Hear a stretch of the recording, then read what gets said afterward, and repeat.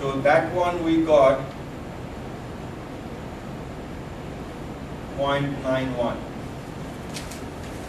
And then in step 4,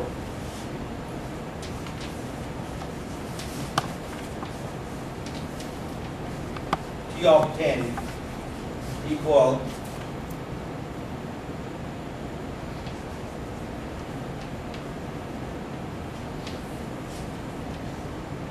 you can write it this way again. I keep saying the same thing. Is you can write it as S M1 minus M2 equal 0.91. Because if we are using this formula, then you are better off writing it that way instead of writing X1 bar.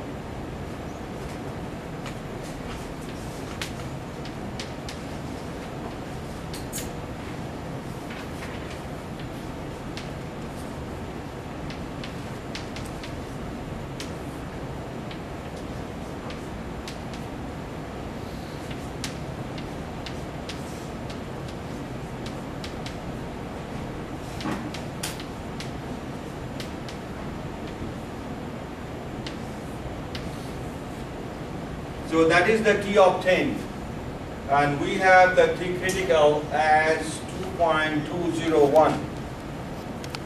So we will write, what was the question?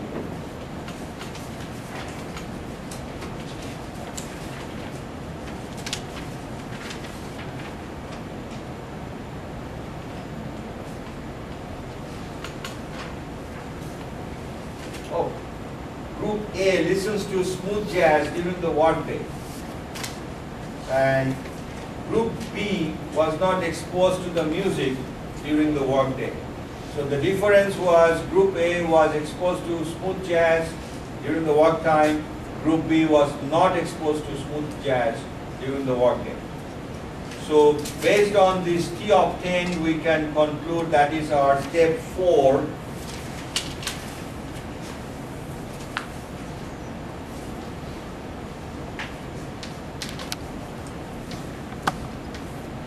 Step 4 we will write, listening to jazz music did not significantly affect the widget productivity.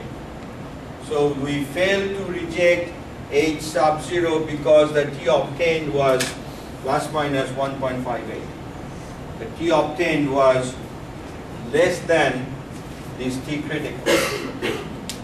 So we failed to reject. So we failed to reject H sub 0 because we don't need to calculate. If you fail to reject H sub 0, that means you do not need to calculate the size effect. If you do not reject H sub 0, then you need to calculate the size effect.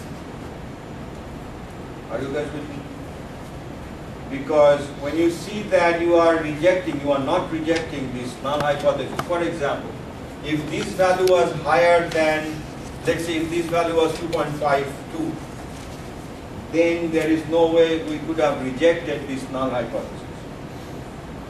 In that case, we have to find out how big was the effect of the size.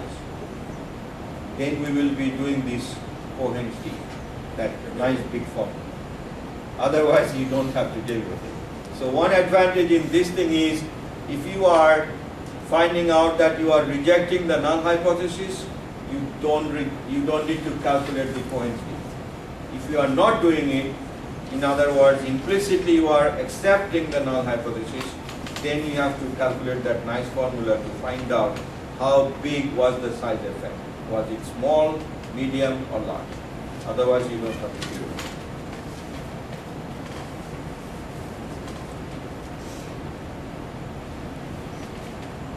Anybody has any question on this thing?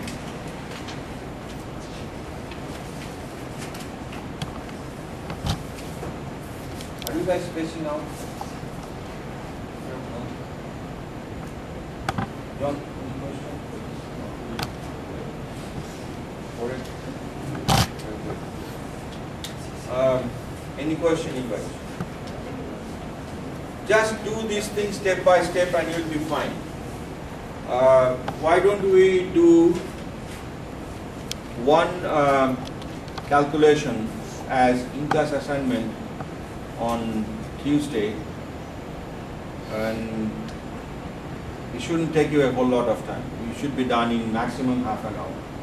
And then prior to that, I will start the second one, that dependent sample or related sample t-test. And I will get on the internet, I will try to get more examples.